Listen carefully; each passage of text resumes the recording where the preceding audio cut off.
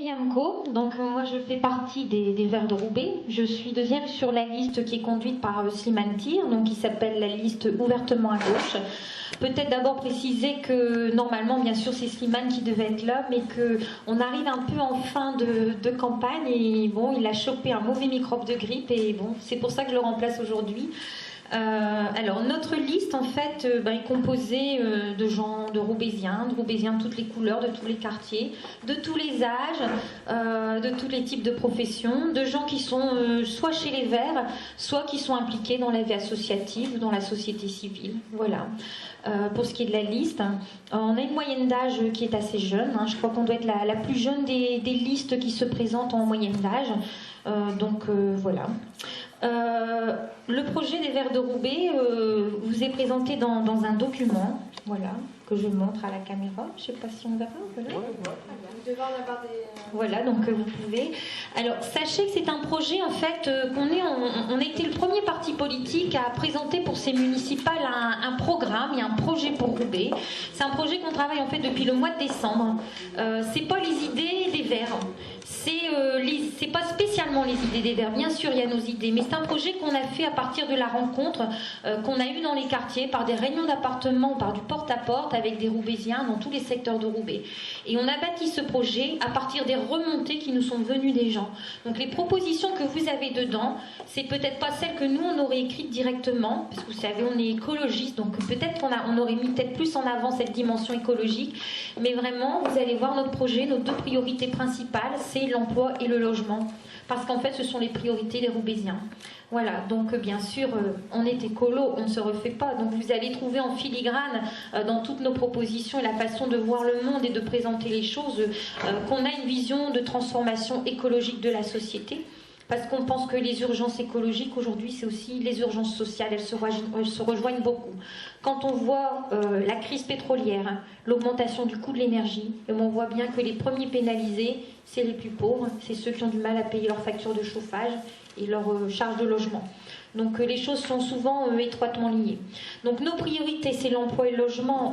Au gré des questions, je reviendrai, je ne vais pas rentrer en détail sur le programme. Dire que sinon, ce qui est au cœur de notre projet, c'est l'humain et notamment c'est la réussite et l'épanouissement de tous les Roubaisiens.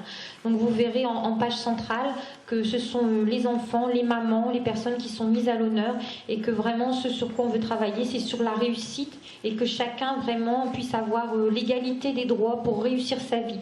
Donc que ça soit par les cantines, par les centres aérés, que ça soit par l'école, que ça soit en s'épanouissant dans le sport, dans la culture, que chacun puisse réussir sa vie.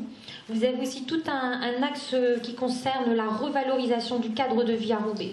Honnêtement, aujourd'hui, il y a des gens qui nous ont dit dans certains quartiers de Roubaix, on déprime.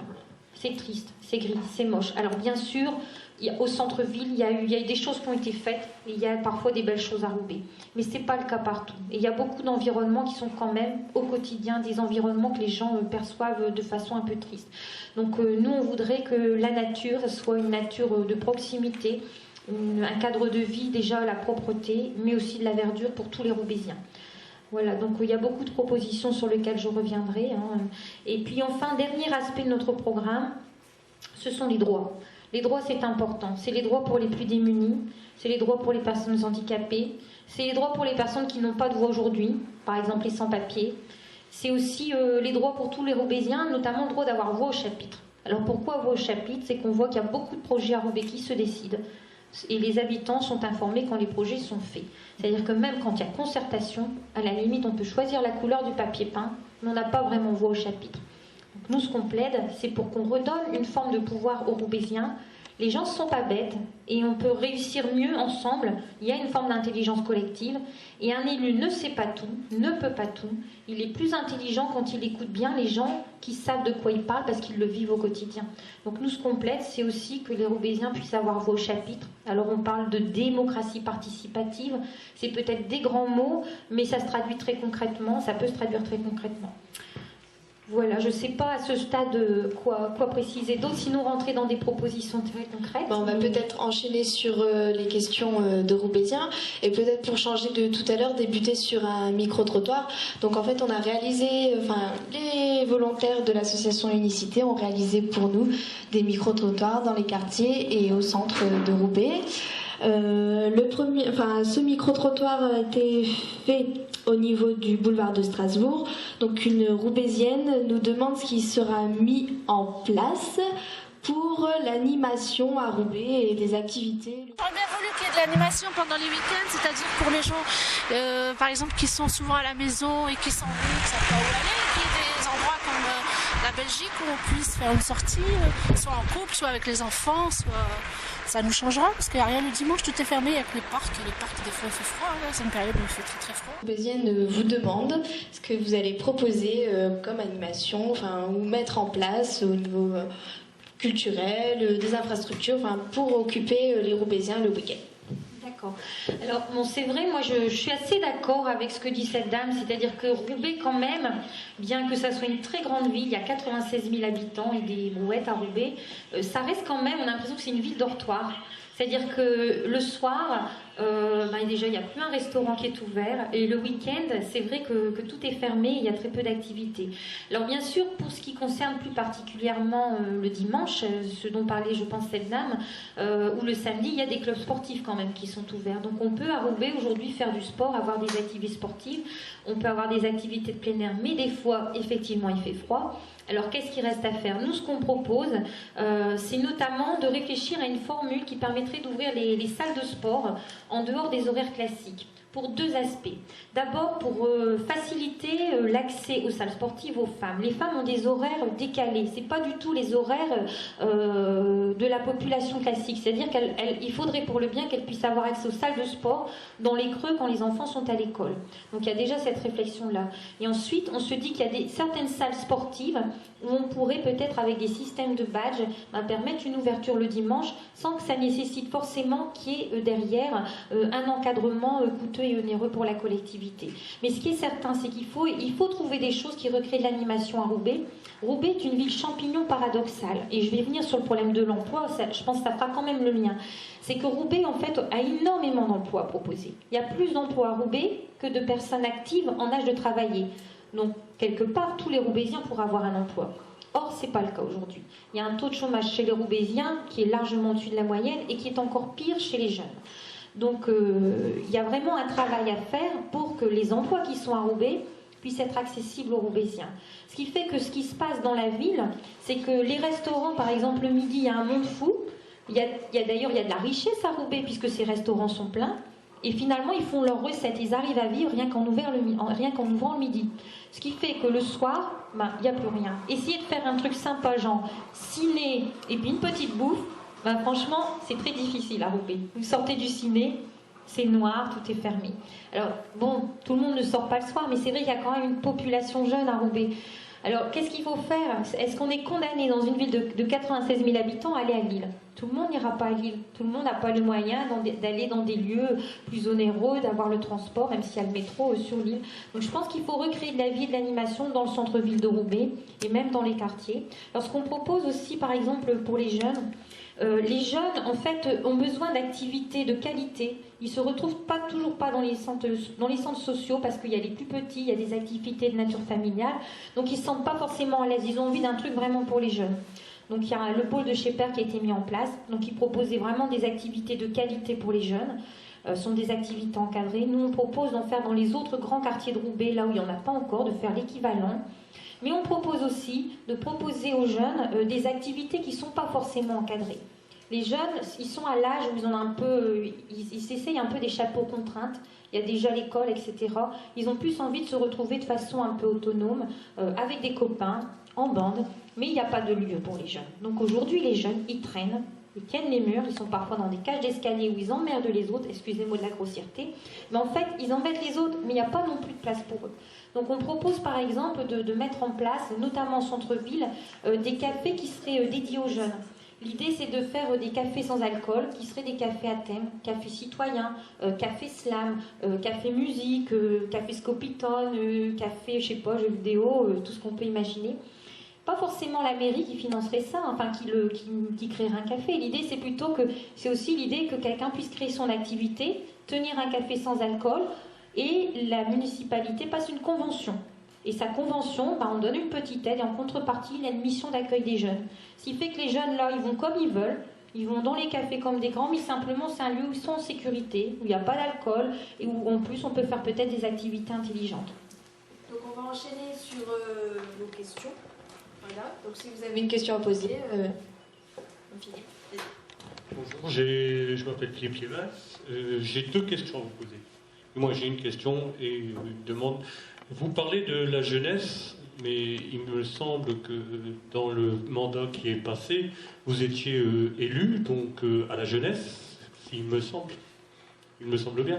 Et les propositions qui ont été faites pour la jeunesse n'ont pas été tenues, ou pas vraiment tenues. Vous n'avez pas fait beaucoup de propositions, donc, puisque vous dites qu'il n'y a rien pour les jeunes. Moi, je dis qu'il n'y a pas assez. Tounès était bien élu. Ah, d'accord, vous parliez de Tounès Rahim. Donc, moi, je n'étais pas élue à la municipalité, je tiens à le préciser. Je parle des gens de chez vous.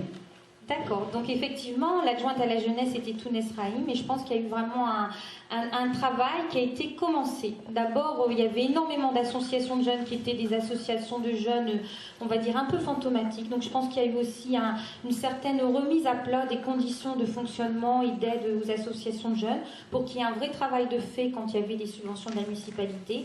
Et ensuite, c'est vrai, il a fallu du temps pour le sortir, mais le pôle de chez Père qui a été créé dans le quartier de l'Épeu, on en est très fiers.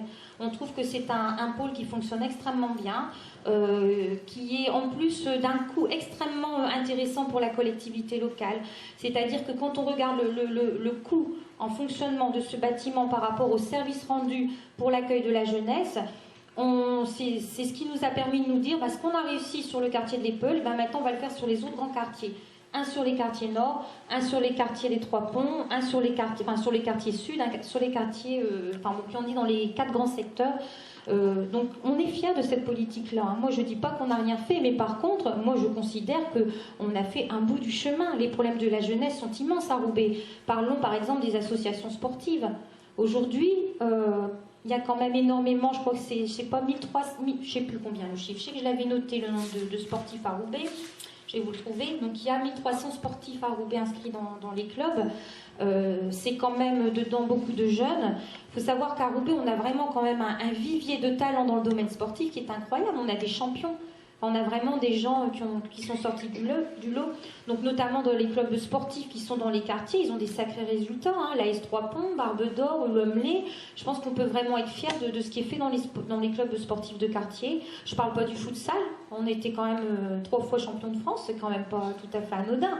Je veux dire, on a vraiment des talents, mais il faut quand même bien constater que ces clubs, au plus on fait du sport de masse et qui parfois ont des gens qui sont très engagés en tant que bénévoles, font un vrai travail auprès des jeunes dans les quartiers, sont pas assez aidés. De notre point de vue, ils sont pas assez aidés. Nous, on veut complètement revaloriser et on veut doubler les subventions aux clubs, notamment sportifs, quand ils ont des résultats, quand on voit qu'il y a un fort engagement de bénévoles, il y a des parents qui se dévouent, il y a des animateurs, il y a des éducateurs sportifs. Et puis, quand on voit qu'ils ont une fonction en matière de sport de masse, c'est-à-dire ils accueillent vraiment les jeunes du quartier, ils essayent de bâtir avec eux des choses intéressantes. Donc, c'est pas normal aujourd'hui qu'il y ait finalement 3 clubs qui arrivent à pomper 2 tiers des subventions municipales. Donc, nous, notre projet sur les clubs sportifs, c'est de rééquilibrer et puis pouvoir toucher un peu mieux aider les clubs sportifs de quartier. Et quand je dis de quartier, c'est pas du tout péjoratif parce qu'ils ont vraiment des résultats et c'est formidable ce qu'ils font. Et ma deuxième question, je l'ai posée tout à l'heure à vos collègues qui étaient là, et c'est de savoir quelle est la politique que vous mèneriez pour les personnes handicapées sur la ville de Roubaix, au niveau du logement, de l'accessibilité dans les lieux publics et au niveau des salles sportives, puisque cette année, pour les jeunes, il n'y a pas eu grand-chose par rapport aux services pour les personnes handicapées. C'est vrai que ce problème est récurrent sur la ville de Roubaix. Et qu'est-ce que vous pensez faire et si vous avez un projet là-dessus? Bien sûr, nous c'est dans notre programme, c'est respect des droits et solidarité, une ville pour tous. Une ville pour tous, c'est aussi une ville pour les personnes handicapées. Et quand je parle des personnes handicapées, c'est bien sûr des personnes en fauteuil roulant, mais il n'y a pas que ça. Je veux dire, quand on vieillit, on a moins de mobilité. On peut plus facilement buter sur une bordure. Des pavés qui se déchaussent, on ne sait plus grave. Quelqu'un qui a une canne, ou même tout simplement une maman qui a une poussette et qui conduit ses enfants, ça devient dur. Donc quand on dit on va mener une politique d'accessibilité pour les personnes handicapées, enfin on va dire d'ailleurs les personnes à mobilité réduite, quelque part ça concerne le confort de tout le monde. Et ça, c'est important. Donc, nous, on trouve qu'il y a eu beaucoup de retard dans Roubaix là-dessus. Regardez l'ensemble des bâtiments publics. Pourtant, il y a des normes obligatoires. Alors, tous les bâtiments neufs sont aux normes, mais il y a vraiment un plan de rattrapage à faire pour les bâtiments existants. Donc, mettre les rampes d'accès et puis penser aussi à toutes les formes de handicap. Il y a des personnes qui sont aussi aveugles, il y a des personnes qui sont malentendantes, il y a des lieux dans la ville qui sont dangereux. Et puis, je pense aussi, au-delà des personnes handicapées pour leur mobilité dans l'espace public, qu'il faut faire attention aux personnes fragiles que sont les enfants. Les enfants ont des réflexes que n'ont pas les adultes. Et donc, il faut que les lieux, notamment aux alentours des écoles, soient très sécurisés. Alors, ça, c'est pour l'accessibilité dans l'espace public. Après, il y a la question de l'accessibilité dans le logement. Moi, je pense que dans tous les programmes aujourd'hui, quand il y a réhabilitation ou quand il y a reconstruction, quand il y a construction, il doit y avoir toujours une part de logements qui sont équipés, adaptés aux personnes handicapées. Ça veut dire quoi? Ça veut dire une largeur de porte suffisante pour qu'un fauteuil puisse passer. Donc, on n'est plus à 80 cm, on doit être à 1 mètre. Ça veut dire des douches. On peut rentrer avec un fauteuil qui sont à niveau, ça veut dire éviter les seuils, ça veut dire une facilité d'attraper les équipements de la cuisine, les poignées de porte, ça veut dire aussi un système qui permet aux personnes de voir qui sonne chez elles, pour que ces personnes se sentent en sécurité et puissent savoir quand on sonne, puissent répondre et puis ouvrir ou ne pas ouvrir, qu'elles ne soient pas embêtées parce qu'elles sont gênées. Voilà, bon, ceci étant, il y a plein de formes de handicap très différents, et moi je pense à tous les handicaps. Il y a aussi beaucoup d'enfants qui ont des graves problèmes que les parents aimeraient garder chez eux et où c'est compliqué. Je pense aux enfants autistes, je pense aux enfants trisomiques, et la place de l'handicapé dans la ville, c'est la place de la différence et c'est la richesse de la différence dans nos vies. Donc c'est vraiment très important qu'ils soient là à côté de nous et qu'ils fassent simplement partie de la vie. Présence dans les écoles. Ils sont aujourd'hui de plus en plus accueillis dans les écoles. Voilà, et je pense que c'est nos amis dans la ville. Donc on va enchaîner sur la question de Laïla qui a levé la main en premier. Je voulais vous poser la question sur la humaniser sur la rue et dompter la voiture. Est-ce que vous êtes aussi comme certaines villes de l'Europe à faire payer les gens qui rentrent avec leur voiture en ville? Le problème du péage urbain, je pense qu'il est posé dans les très grandes villes de type Londres ou Paris. Nous, on n'est pas du tout à ce niveau-là. Je veux dire, ça ne concerne pas Roubaix, le péage urbain. Donc je pense que le problème ici ne se pose pas. S'il devait être posé, il devrait être posé à Paris. Ça s'est fait à Londres. Quand vraiment la situation devient inextricable et quand le taux de pollution est tel qu'il agit sur la santé des gens, et c'est toujours les plus fragiles qui va toucher, personnes âgées, malades, jeunes enfants, mamans enceintes, alors là, il faut peut-être agir et faire quelque chose. Donc la question se posera par à Roubaix, ça n'a pas de sens pour moi. La question ne se pose pas comme ça. Par contre, dompter la voiture, c'est simplement avoir un partage de l'espace équitable. Dans la vie, il n'y a pas que la voiture. Il faut que les voitures passent, puissent se stationner. Mais il faut penser aussi qu'il y a des gens qui sont à pied, qui n'ont pas de voiture. D'ailleurs, il y en a qui n'ont pas les moyens d'avoir une voiture. Il y a même de moins en moins de gens qui auront les moyens d'avoir une voiture. Donc il faut leur proposer une alternative.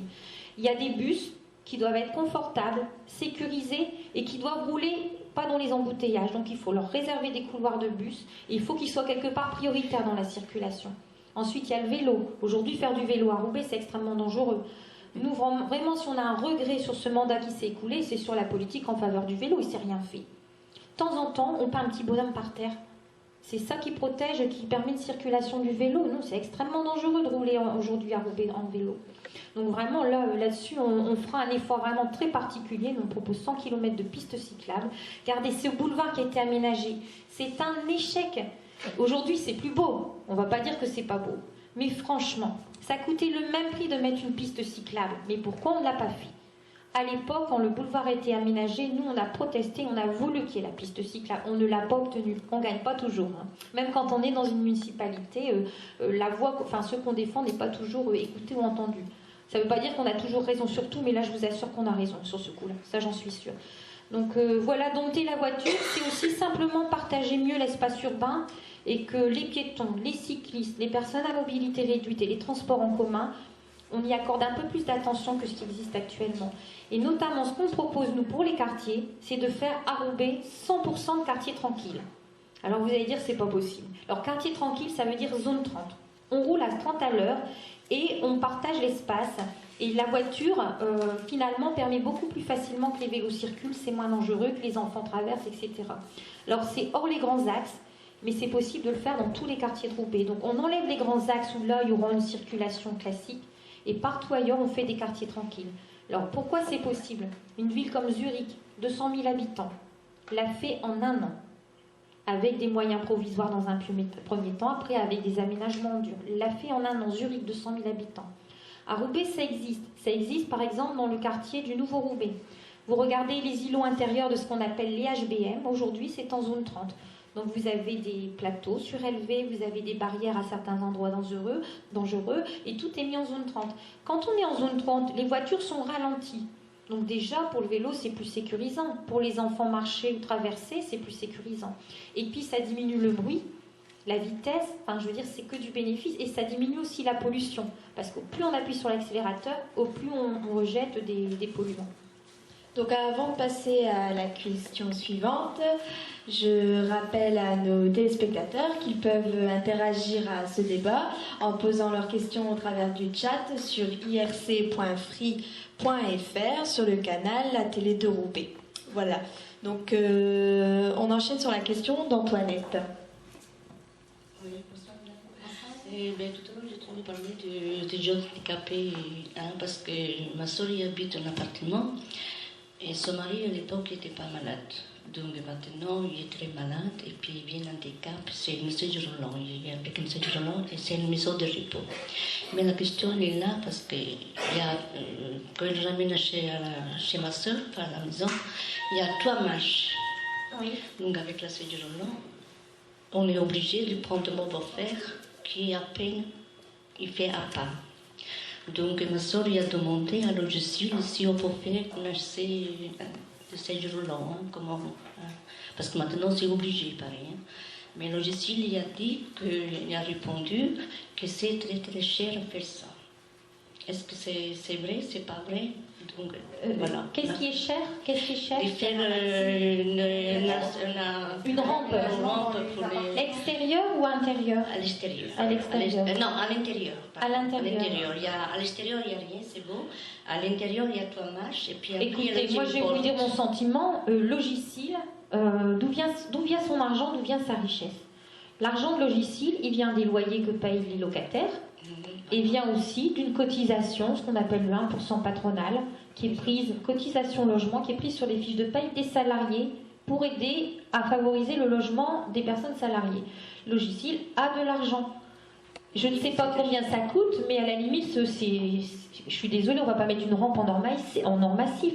C'est quand même un peu de béton et du carrelage ou un lino. C'est que ça me paraît quand même pas une dépense somptuaire ou somptueuse. Donc, et puis en plus, moi je pense qu'un bailleur se doit d'avoir dans son parc un volant raisonnable de logements qui sont adaptés au handicap. D'autant qu'il y a les personnes handicapées, mais il faut savoir qu'on est quand même une population vieillissante. Donc de plus en plus de personnes vieillissent et ont des problèmes de mobilité. Voilà, de l'arthrose, on s'est plus baissé. Enfin, donc je trouve qu'un bailleur social, il y a le mot social dedans. Ça veut dire bien qu'on on ne fait pas ça pour le profit. On fait ça parce qu'il y a des besoins en logement et qu'on veut satisfaire aux besoins humains. Donc je pense que c'est vraiment là, Logiciel, il pourrait faire un effort sur la question de la rampe. C'est un petit peu le faire parce que ça vient très cher, parce qu'il va démolir les marches, il va démolir aussi, il va changer les portes. Ben oui, et alors il est son argent, il dit qu'il ne peut pas le faire. Donc qu'est-ce qu'on peut faire?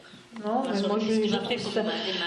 Alors, ce qui est lamentable dans ce genre d'histoire, c'est toujours le pot de fer contre le pot de terre. Enfin, le pot de terre plutôt contre le pot de fer. Moi, je pense que, madame, vous devez vous faire assister des associations de défense du logement, le droit au logement, la CSCV, la CNL.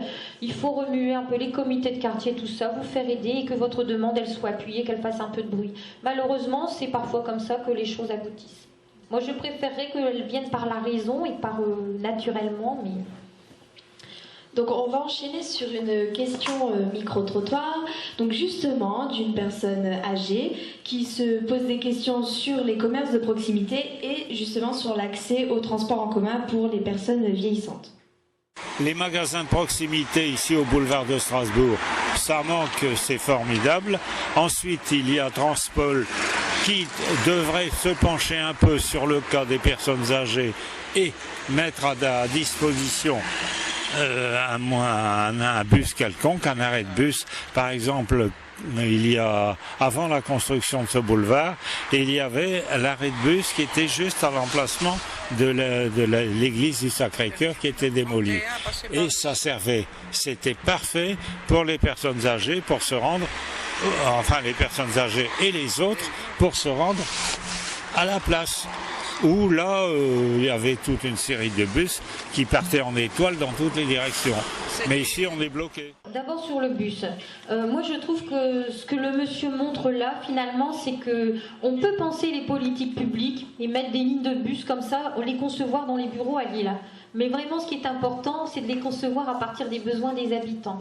Donc nous, ce qu'on préconise, et ce qui a d'ailleurs été mis en place, mais il faudrait que les gens les utilisent, c'est de mettre en place des comités d'usagers. Parce que par ligne, on peut très bien, enfin moi je sais au conseil régional où je suis élue, on a mis en place des comités d'usagers par ligne de chemin de fer. Comme ça, les gens qui sont intéressés, qui ont besoin de ce service, eh ben, ils ont leur mot à dire sur les horaires, sur les arrêts, sur le confort, sur la sécurité, sur les tarifs. Et moi je trouve qu'ici, il devrait y avoir un comité d'usagers des transports en commun roubaisiens pour faire remonter tous ces besoins. Parce que ce besoin, peut-être que finalement, personne ne l'a jamais dit à Transpol, quoi. Donc comment on est capable de faire remonter les besoins des habitants et puis de les plaider au niveau de Transpol.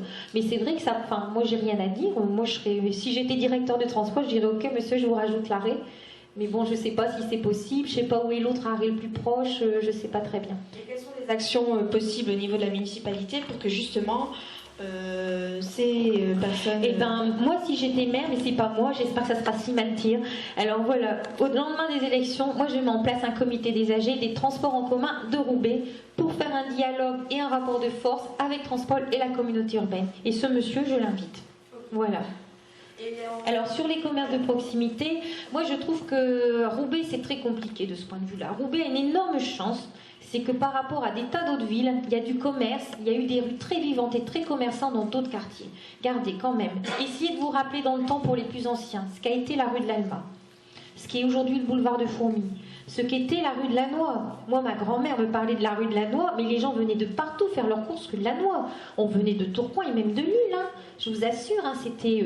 On a la rue de l'Épeuple, on avait maintenant, aujourd'hui, c'est pratiquement mort, c'est triste à dire, mais enfin la rue Jules Guel, et ça, c'est quelque chose de très rare, c'est vraiment quelque chose de très roubaisien. Et la rue de la Vigne, bah oui, la rue de la Vigne, la rue de l'Omelay, bah oui. Non mais c'est étonnant. Et aujourd'hui, tout ça est en train de péricliter. Alors c'est vrai qu'il a fallu consolider le centre-ville. C'est vrai qu'il fallait le faire. Au centre-ville, c'était devenu terrible, c'était une dépression. Il y avait Roubaix 2000 qui avait fermé, donc il fallait faire quelque chose pour le centre-ville. Mais maintenant, il faut vraiment agir et il faut requalifier le commerce de proximité. Alors nous, on a deux priorités. C'est vrai que ça ne sert à rien de dire on va remettre du commerce partout. Après tout, un élu, c'est pas lui qui va ouvrir le commerce et le faire fonctionner. Il faut des entrepreneurs. Et encore, quelqu'un veut ouvrir un commerce, il faut que son commerce il puisse en vivre. Donc nous, on s'est mis comme priorité trois choses. C'est la revitalisation de la rue de Lannoy, la revitalisation de la rue de l'Épeuple. On va dire que le boulevard de Fourmies, ça marche bien tout seul. Et tout le travail autour des marchés. Parce que quand il n'y a plus tellement de commerce de proximité, au moins des marchés vivants et animés dans tous les quartiers, c'est très important. Ça ne veut pas dire qu'il n'y a pas des choses à faire sur la rue de l'Ama, sur la rue de la Vigne et dans des endroits comme ça. Mais on s'est dit quand même, on va mettre le paquet, on va essayer de sauver rue de Lannoy, rue de l'Épeuple dans un premier temps. Ben, un loft, ça ne fait pas d'animation, ça contribue à la ville dortoir, je suis désolée. C'est bien, moi les usines, elles ne sont pas démolies comme ça. Mais c'est pas ça qui fait de la vie. Les lofts, c'est des Lillois qui viennent habiter à Roubaix, qui consomment sur l'île. C'est ça qui se passe. Voilà, enfin, moi je suis contente que les usines ne soient pas démolies, mais les lofts, c'est pas ça qui va faire vivre Roubaix. Monsieur Maïf, vous avez une question ? J'en ai deux. La première question, vous parliez tout à l'heure de la jeunesse, et puis même de toute la population. Vous savez que c'est très disparate. Il y a beaucoup de nationalités représentées. Alors comment se fait-il qu'un cinéma comme le Duplex ne passe que des films français ou américains? Et lorsqu'on demande pour avoir des films en version originale, des films de différents pays et des ciné-clubs, c'est le silence total. Ça, c'est la première question. Deuxièmement, vous faites des projets. Très bien, mais je dis tout de suite, pour faire des projets, il faut avoir de l'argent. Vous savez très bien que la ville de Roubaix n'est pas en position, disait quelqu'un, rouge ou vert, enfin, elle est en position orange, disons, pour être généreux.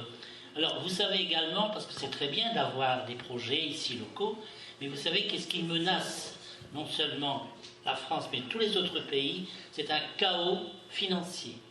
C'est-à-dire qu'actuellement, il va y avoir une catastrophe financière si des décisions ne sont pas prises en hauteur.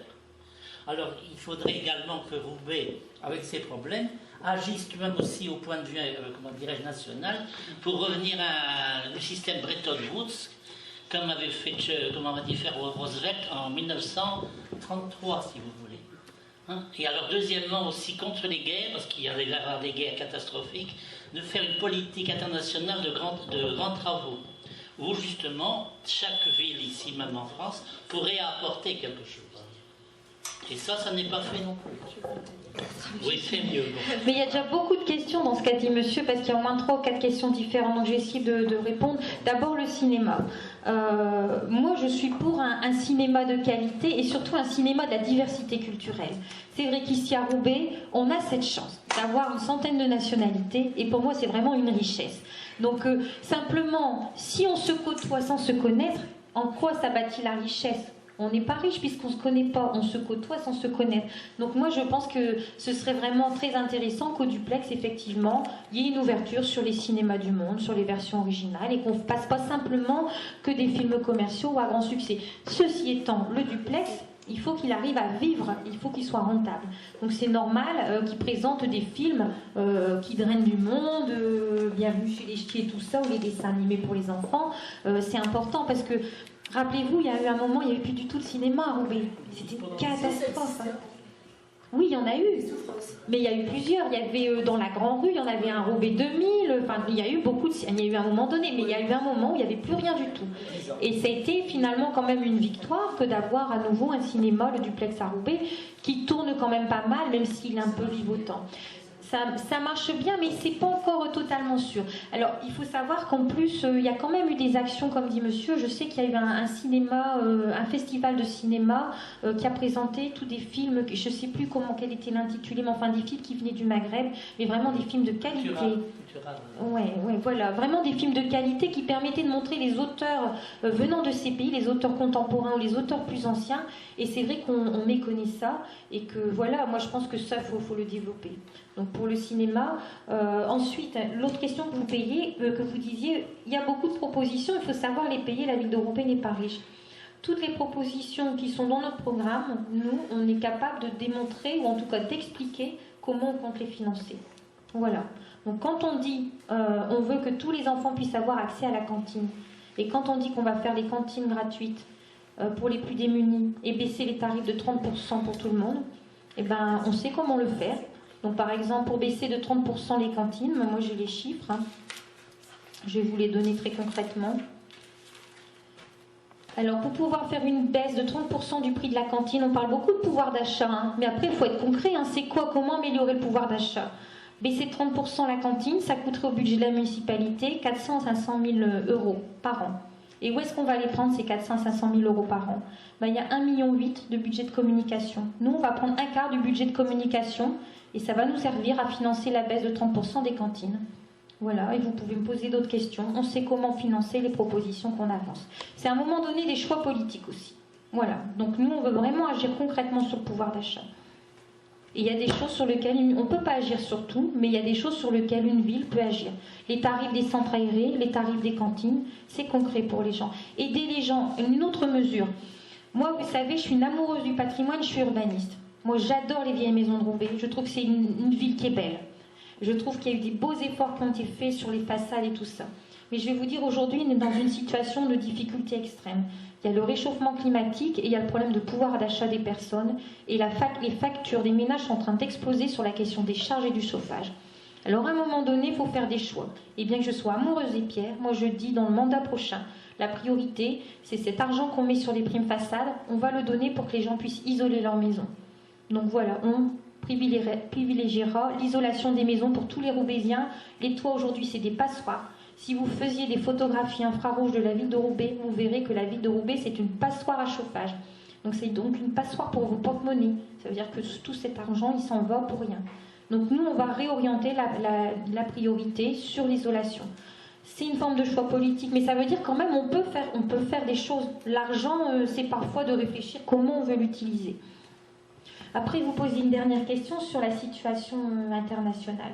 C'est vrai que c'est extrêmement difficile pour une municipalité d'avoir un rôle à l'international, mais ça ne veut pas dire qu'on ne peut pas faire quelque chose. Vous savez que les Verts sont très attachés à avoir une réflexion sur le monde qui relie le global, ce qui se passe à l'échelle planétaire, avec la pauvreté, la détresse du tiers-monde, le réchauffement climatique, l'épuisement des ressources, la misère et la guerre, vous voyez ce qui se passe au Soudan, vous voyez ce qui se passe en Palestine, et de relier ça avec le local. Et on pense que s'il y a des injustices au niveau mondial, il y a aussi des injustices ici. Quelque part, on est tous un peu dans le même bateau. La France est le 6e pays le plus riche du monde. Ça veut dire qu'on a quand même une responsabilité à l'égard du reste de la planète aussi. D'abord parce qu'on ne vit pas tout à fait comme les Américains, mais on vit au-dessus de nos moyens. C'est-à-dire que si tout le monde vivait comme les Français, on consommerait ce qu'on appelle 3 planètes. C'est notre empreinte écologique. On ne doit pas consommer 3 planètes, on doit consommer une seule planète. Voilà, donc il faut déjà que nous, on rabaisse un petit peu, qu'on soit plus économe dans notre mode de vie. C'est nous qui allons gagner en premier, hein. Ça nous coûtera moins cher, hein. On pourra utiliser autrement nos ressources. Et puis la responsabilité qu'on peut avoir, c'est aussi par une politique, je pense, de coopération internationale. Et donc là, dans le mandat qui s'est écoulé, il y a eu des choses qui ont été faites. Il y a plusieurs coopérations internationales et jumelages de la ville de Roubaix. Bon, je pense que le dernier qui a été fait, c'était avec Bouira, donc Bouira, une ville d'Algérie. Et bon, il y a eu aussi des actions, quand il y a eu le tremblement de terre, il y a eu pas mal de choses qui étaient faites avec les associations, avec la ville, on a reconstruit une cantine. Donc il y a des actions très concrètes qu'on peut faire pour aider. C'est vrai qu'on a l'impression parfois que les problèmes du monde sont tellement énormes qu'on ne sait pas par où commencer. On a l'impression qu'on va ramasser la misère à la petite cuillère, mais c'est pas vrai. Je pense qu'on peut avoir des actions concrètes. Et à chaque fois qu'on améliore la situation dans un village ou pour une famille, eh ben, je pense qu'on peut être fier. On va enchaîner sur la question de Christiane. Oui, moi je voulais vous parler parce que si vous êtes élu, vous allez faire quoi au niveau de la rue de Lille? Parce qu'en ce moment, on est en guerre avec le maire de Roubaix, parce qu'il veut supprimer les parkings, les stationnements des voitures qu'il y a de chaque côté. La rue, elle est déjà en sens unique. Il n'y a qu'un sens. Le problème, c'est qu'il veut enlever ces places de stationnement pour rallonger les trottoirs. Mais les voitures, quand ils vont vouloir se stationner, sur où ils vont passer? Sur le trottoir. Et les personnes qui sont à mobilité réduite comme moi, ou les personnes avec des enfants en poussette, ils vont faire comment pour passer sur le trottoir si les voitures se garent? Et deuxième question, au niveau de la mairie, les marches, quand on est dans des problèmes, comment on fait pour les pointer? Ils ne peuvent pas faire une rampe spéciale pour nous? Non, mais je vais répondre tout de suite à la question de la mairie. Normalement, en mairie, vous pouvez accéder parce que vous rentrez sur le côté. Et là, vous avez de toute façon un ascenseur. Donc, vous allez directement aux étages qui vous intéressent par l'ascenseur. Oui, mais quand on voit les services des cartes d'identité pour faire les cartes d'identité... Ah, de l'autre côté, à l'état civil. Pour à l'état civil... Alors là... Ah oui. Mais alors, comment faire pour... J'avoue que là, je ne connais pas bien. Je suis très surprise. Je serais très surprise qu'il n'y ait pas une solution qui ait été prévue, mais maintenant, j'avoue mon ignorance. Je ne sais pas. Alors, au niveau du stationnement, on avait aussi une question, on va peut-être pas le diffuser, de Roubaisiens, enfin de Roubaisiennes, deux personnes âgées, qui se plaignaient du manque de places de stationnement et justement aux abords des lieux culturels tels que la Condition publique où il y avait anciennement un parking et aujourd'hui il n'y en a plus. D'accord. Alors, je répondrai quand même à la question de Madame rue de Lille, hein, parce que je connais bien la rue de Lille, c'est pas loin d'où j'habite, et moi je me suis battue dans mon boulevard pour qu'on ait justement une meilleure répartition des usages de l'espace public. Je vous le dis parce que vraiment j'en suis extrêmement convaincue, je sais que c'est possible. Je pense que rue de Lille, on peut avoir un double stationnement, des trottoirs, des plantations et une vraie piste cyclable. Je connais la largeur de la rue, je pense que tout est possible. Il faut faire un ajustement très fin de toutes les fonctions. Et je pense que c'est possible à la fois d'avoir la piste cyclable, d'avoir des plantations, chose que la ville ne prévoit pas à mon énorme regret, et d'avoir en même temps de conserver le stationnement. Au pire, il y aura peut-être quelques places de stationnement qui risquent de disparaître de façon ponctuelle parce qu'il y a des entrées carrossables ou parce qu'on va mettre un arbre. Mais bon, dans l'ensemble, on doit pouvoir retrouver la même capacité de stationnement, mais améliorer l'environnement, mettre des plantations et une piste cyclable. Oui, mais en ce moment, c'est très difficile de circuler. Avec les travaux, c'est l'horrible. En début de la ville, quand on arrive de la non, mais j'ai bien vu, madame. Mais là, parce que là, ils sont en train de faire des travaux. Oui, mais c'est particulier. Malheureusement, quand il y a une période de travaux, il y a des gênes pour les riverains. Ça, je suis désolée, c'est assez difficile de faire des travaux sans chantier, quoi. Voilà. Et puis la deuxième question, c'était sur... C'était justement sur le stationnement à côté de la condition publique. À côté de la condition publique. Il y a un énorme problème à la condition publique. Quand tu as les concerts, ça vient de partout, ça regarde n'importe comment. Puis je vous dis pas dans quel état parfois certains jeunes sortent. Et puis il y a aussi le vendredi soir, il y a quand même la mosquée qui est sur cette place et il y a aussi des problèmes de stationnement. Donc nous, ce qu'on propose, c'est d'avoir une vraie réflexion à l'échelle du quartier sur où est-ce qu'on va trouver de façon intelligente du stationnement pérenne et durable. Et qu'on réfléchisse ça avec les habitants. C'est-à-dire que ça ne tombe pas d'un bureau tout d'un coup avec des solutions parfois qui sont mal fichues parce que les gens finalement ils vivent pas la réalité au quotidien. Et dans l'immédiat et à court terme, nous on propose que de façon provisoire, on rouvre et on gardienne le parking du match. Aujourd'hui le match sert à rien. Donc pour les soirs de concert, les soirs de prière à la mosquée, et qu'on fasse un gardiennage. Franchement ça se fait ailleurs à Roubaix. Il y a des parkings qui sont parfois surveillés près de la gare et tout ça. Nous, on propose, tant qu'on n'a pas étudié une solution vraiment pérenne et pratique, concertée avec les habitants, qu'on mette à disposition ce parking pour les soirs de concert, les soirs de prière, avec un accueil gardienné. D'accord, on va passer à la question de Léo qui est à la régie. Donc en fait, je voulais vous poser la même question que j'ai posée à monsieur Vermeulen, à tout à l'heure, en ce qui concerne la vie associative à Roubaix, puisque moi je suis secrétaire de l'association Sodan, donc, qui est une jeune association. Et en fait, ma question ce serait si donc Slimane Thier est élu, quelle proposition il fera pour notamment intégrer les jeunes associations à la vie associative, ce qui est entre autres très difficile puisqu'on n'a pas vraiment d'aide au niveau de l'intégration, je veux dire au niveau de la vie associative, et également pour tout ce qui est problème de locaux et de subventions. Par exemple, nous aujourd'hui, heureusement qu'il y a un peu d'entraide entre les assos. On est hébergé par une autre association, donc qui est la Casa du Portugal, qui nous prête leurs locaux gratuitement. Donc heureusement qu'on en est là aujourd'hui, parce que sinon c'était au départ chez nous où on devait déranger nos parents. Donc c'est un peu dur en fait à s'organiser, surtout quand on est une jeune asso et qu'on ne sait pas comment démarrer. Mais bon, on y arrive quand même grâce à une autre association. Donc c'est pour ça qu'aujourd'hui, qu'est-ce que vous proposez pour les associations de la ville? Merci. Moi, je pense qu'aujourd'hui, il est clair qu'il y a... Vraiment, c'est un truc qu'on ne peut pas reprocher à Roubaix, mais vraiment, il y a un dynamisme associatif qui perdure. Et ce qui est formidable, c'est qu'on n'est pas simplement avec les associations d'hier, c'est qu'il y a des nouvelles associations qui naissent, je ne vais pas dire tous les jours, mais telles que la vôtre. Et une ville qui ne saurait pas accueillir ce potentiel et cette envie de faire que représentent toutes ces nouvelles associations, c'est une ville qui se condamne elle-même, c'est une ville qui meurt, qui vieillit. Donc pour moi, c'est vraiment à la fois... je suis enchantée de voir ça, mais ça pose cruellement, ça montre cruellement qu'il y a un énorme problème sur les locaux qui sont disponibles pour les associations. Donc on voit bien ici la façon difficile dans laquelle le comité de quartier de l'Épeule est arrivé dans ces locaux, problème quand même qui est récurrent, difficilement résolu. Moi, je suis pour qu'on recherche des conditions de mutualisation de locaux. Moi, je trouve qu'il y a plutôt une amélioration positive de ce qui s'est fait à la maison des associations, sauf qu'aujourd'hui, il n'y a pas assez de locaux, il faut pousser les murs.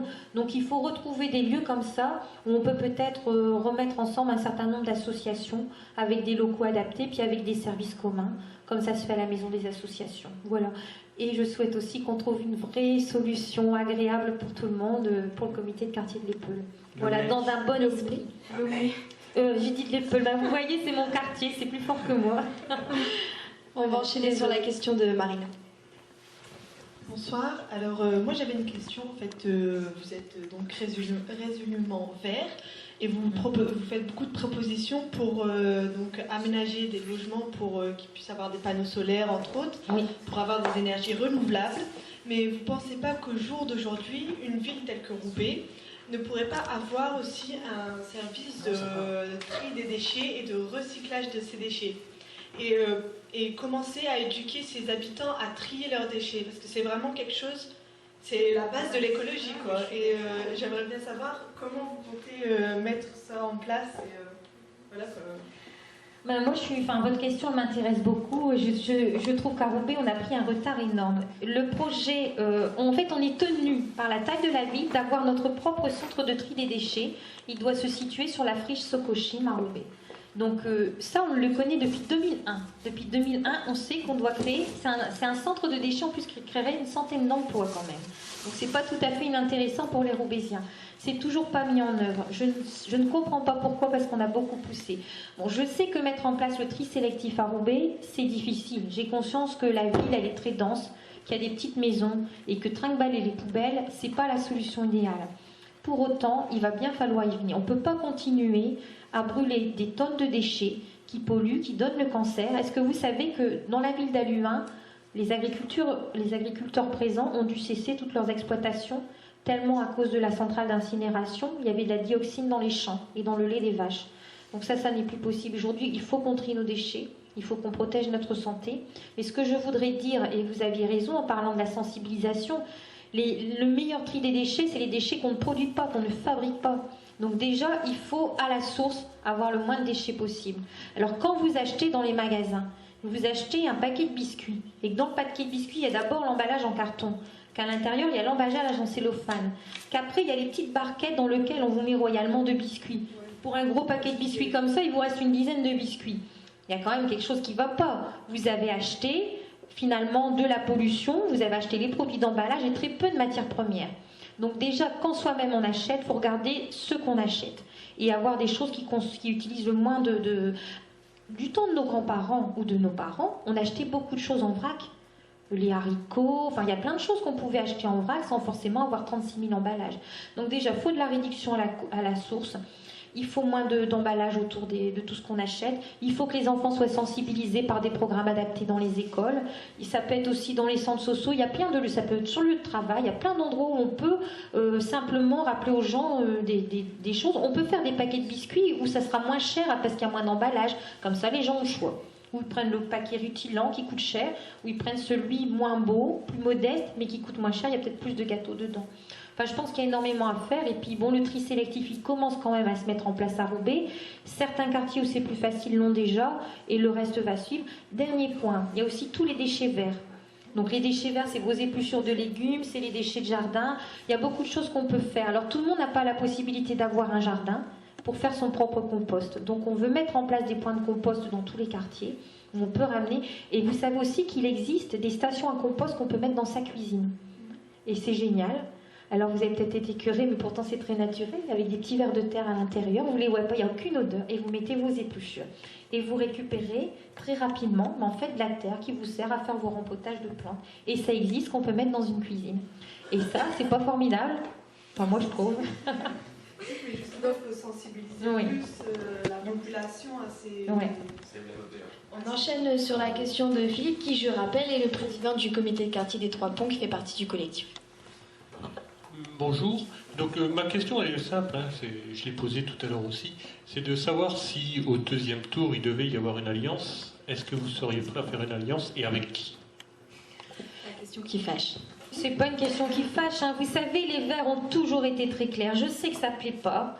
Mais les Verts ont un projet, on estime qu'on a un projet original à défendre.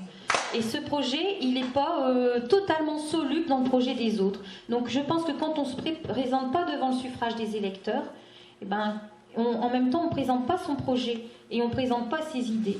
Et nous, c'est une position qui est nationale. Dans toutes les grandes villes, dans toute la France, les Verts, au premier tour, présentent une liste autonome s'ils en ont les moyens.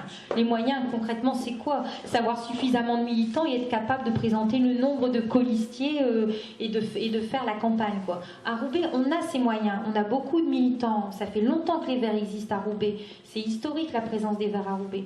Donc nous, on présente nos projets roubaisiens. Et après, le juge de paix, ben, c'est les électeurs. Nous, on ne sait pas ce qui va se passer. On n'est pas dans le secret des urnes. On espère simplement que par notre sérieux, par notre projet, par notre travail, on aura convaincu le maximum de Roubaisiens. Et puis qui verront aussi, et là je vais vous dire quelque chose dont je suis vraiment convaincue, moi j'ai regardé les programmes de tous les candidats. Pour moi, le projet du futur, c'est le nôtre. Il y a des projets qui sont très utopiques, très idéologiques, sur lesquels je me retrouve au niveau de la générosité des idées. Je pense que les gens qui m'ont précédé, je me reconnais dans beaucoup de leurs propos, dans beaucoup des choses qu'ils défendent, mais je ne les trouve pas réalistes dans l'idée de pouvoir agir. La particularité des Verts, c'est qu'ils se situent clairement à gauche, mais ils se situent aussi dans le désir d'agir. C'est-à-dire que nous, c'est pas être à gauche pour dire on va dénoncer le capitalisme, machin. C'est on veut démontrer qu'on peut transformer le monde et la société. C'est peut-être prétentieux, mais c'est possible. En tout cas, on veut le prouver par des actes concrets. Après, moi, le projet que présente René Vandierenne, non, moi j'ai regardé. Je trouve qu'il y a beaucoup de « il faut poursuivre, il faut poursuivre, il faut poursuivre ». En gros, depuis 25 ans, on va continuer de poursuivre à Roubaix. Et je trouve qu'aujourd'hui, les enjeux qu'on a devant nous, avec la misère, avec la politique dure de la droite à sarkozyste, avec le changement climatique, ne permettent pas de mener cette politique-là. Elle n'est pas suffisante. Ça ne veut pas dire que je jette tout ce qui est proposé, mais franchement, je pense qu'on n'est pas à hauteur des enjeux qui sont devant nous. Les enjeux sociaux de la population roubaisienne, les enjeux de l'emploi et les enjeux de la transformation écologique de la société. Donc je pense que c'est important qu'on défende notre projet parce qu'on va beaucoup plus loin sur plein d'aspects. Moi, je vous demande juste de faire l'exercice. Vous prenez le projet des différentes listes et vous regardez la partie prise en compte des projets écologiques dans chaque liste, et vous allez voir. Il y a des projets où on n'en parle même pas. Il n'y a même pas le mot mentionné. Tenez, celui de Max-André Pic, je ne sais même pas s'il y a le mot environnement dedans. Oh, peut-être qu'à la rigueur, il parle du parc Barbieux. Le parc Barbieux, ça fait consensus, hein, donc ça, peut-être ça ne doit pas trop le gêner. Il parle du Hulot. Il parle du... De Hulot. De Hulot. Ah, il parle de Hulot. Hulot doit j'allais dire se retourner dans sa tombe, mais non, il est bien vivant, heureusement. Mais je pense que ça le choquerait assez. Voilà, donc je pense que, je ne sais plus pourquoi, c'était quoi d'ailleurs votre question? Voilà, premier tour. Bah, bien sûr, premier tour, nous, on présente un projet, on discute avec les Roubaisiens. Nous, notre projet, on ne l'a pas fait en allant chercher des gens à droite. Ça n'a pas été la lutte des places. Nous, on a réfléchi sur un projet et on discute ce projet au porte-à-porte avec les Roubaisiens. Donc après, il y aura les résultats des élections, et c'est les résultats qui feront ce qu'on pourra faire ou ce qu'on ne pourra pas faire au second tour. Le maire de Roubaix a déclaré partout qu'il ne pouvait pas travailler avec les Verts. Moi, je ne sais pas pourquoi. Moi, au conseil régional, je travaille très bien avec le Parti socialiste et mes collègues de la majorité.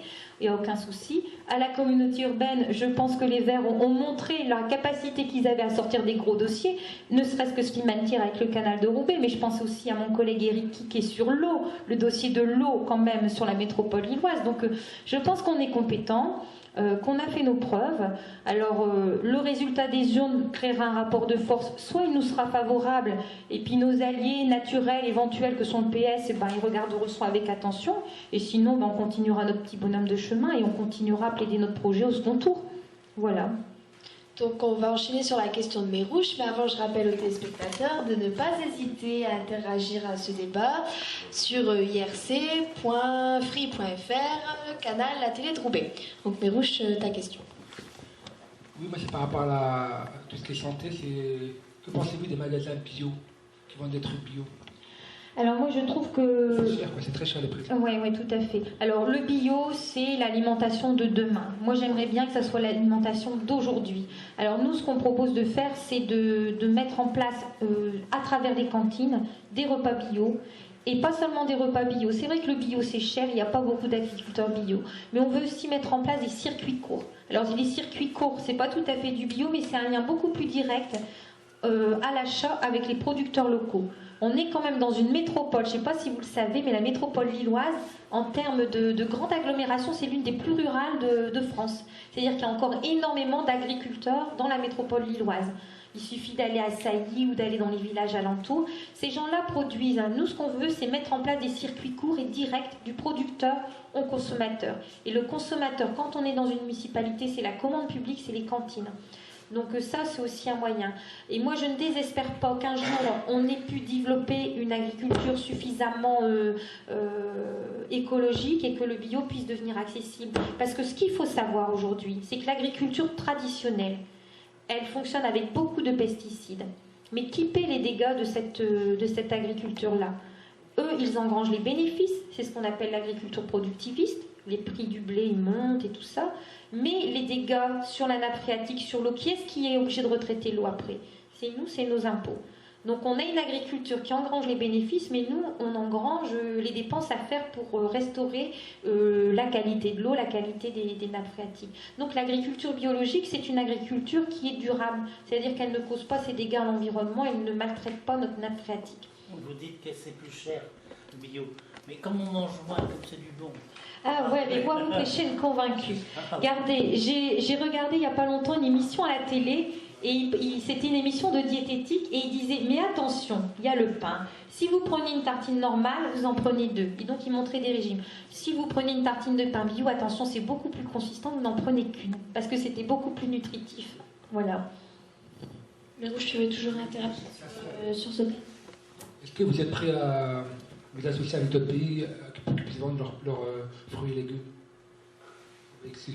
D'autres pays? De quel genre de pays vous parlez? Commerce équitable? Voilà, d'accord. Alors, oui, mais pas pour les fruits et légumes. Monsieur, regardez. À part la banane qu'on ne peut pas produire en France, donc on va quand même pas se priver de banane. Ça, c'est vrai que bon. Mais sinon, est-ce que vous trouvez raisonnable de faire venir d'Afrique du Sud des fruits qui vont dépenser un kérosène pour venir dans des avions? On va les cueillir verts. Ils vont faire un voyage dans des frigos, en avion, polluer la planète pour venir ici. Moi, je suis pour qu'on développe les productions locales. Et il est bien plus logique et bien moins onéreux pour la planète et pour tout le monde de consommer les fruits qu'on a dans son environnement et les fruits de saison. Moi, c'est ça que j'ai envie de défendre. Par contre, le commerce équitable, oui, bien sûr.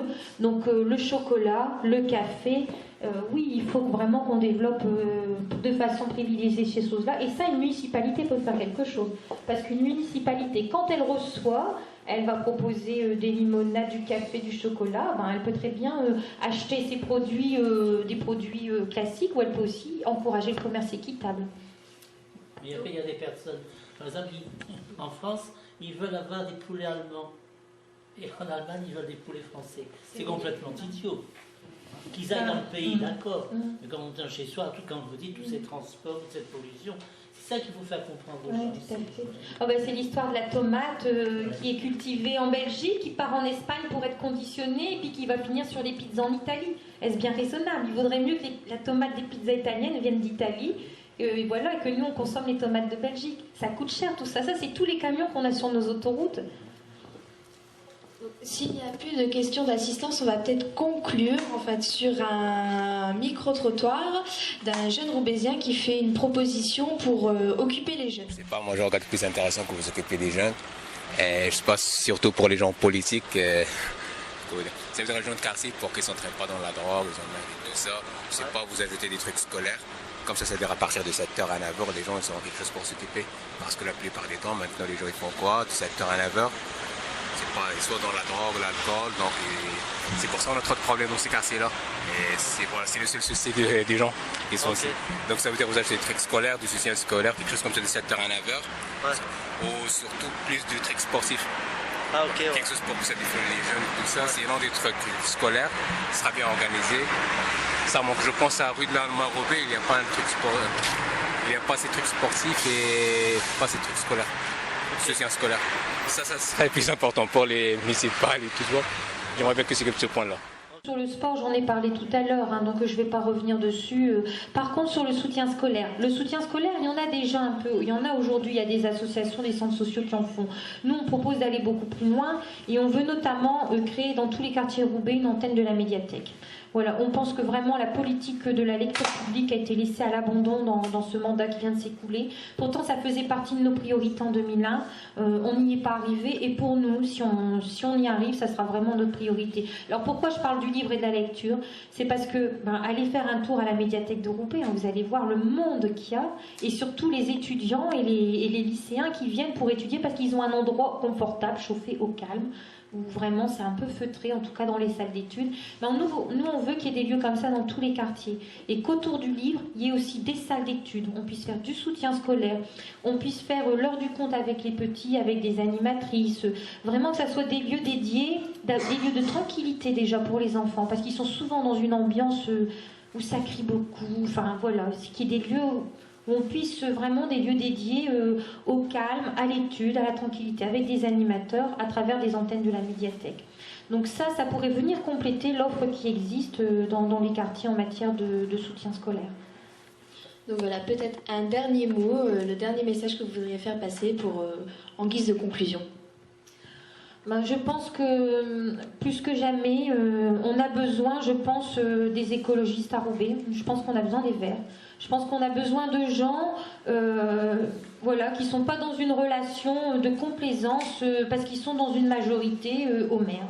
Alors c'est vrai que le maire nous trouve difficile à vivre, quelque part on en est fiers, parce qu'on est difficile à vivre, parce qu'on défend des idées qui nous semblent importantes pour les Roubaisiens, et ça on ne mettra jamais notre drapeau dans notre poche. Maintenant je pense que politiquement on peut avoir des désaccords, et après on négocie, c'est comme partout, on n'obtient pas tout, mais on peut faire un chemin ensemble. Aujourd'hui, la ville de Roubaix a besoin d'avoir des élus écologistes au conseil municipal, puis d'avoir peut-être une envie de transformer un peu plus importante que simplement l'envie de gérer, parce que les problèmes de Roubaix sont quand même aigus. Et nous, ce qu'on veut, c'est vraiment remettre le Roubaisien, la Roubaisienne, au centre de la problématique. Et que les décisions ne soient pas prises de façon technocratique, mais qu'on fasse confiance aux gens pour discuter avec eux de ce qui est le meilleur pour eux. Et moi, je ne crois pas qu'un élu sait tout et peut tout. Je pense par contre qu'un élu est plus intelligent quand il fait avec les gens. Et je pense que quel que soit le projet, que ça concerne la vie associative, que ça concerne le sport, que ça concerne l'aménagement de la rue de Lille ou la politique du logement à Roubaix, je pense que les gens doivent avoir leur mot à dire. Ça ne veut pas dire que les élus se démunissent de tout pouvoir, mais simplement ils décideront des choses de façon plus intelligente, une fois qu'ils auront fait le bout de chemin avec les habitants et les gens concernés. Donc nous, demain, on veut une ville démocratique, inventive et créative, et pas une ville qui regarde dans le rétroviseur où on se dit on va poursuivre, on va poursuivre, on va poursuivre. On va poursuivre quoi? D'aller dans le mur? Non, c'est pas ça qu'on veut pour Roubaix. Merci Myriam Co d'être venue répondre à nos questions. Merci à vous, public, d'avoir posé des questions et d'avoir réagi avec la liste ouvertement à gauche. Et merci aux spectateurs d'avoir assisté à notre débat participatif pour la campagne Je pense donc je vote. Alors vous pouvez nous retrouver vendredi pour les 2 derniers débats, donc vendredi à 18h avec monsieur René Van Direndonck pour la liste PS et à 20h avec Max-André Pic. Voilà.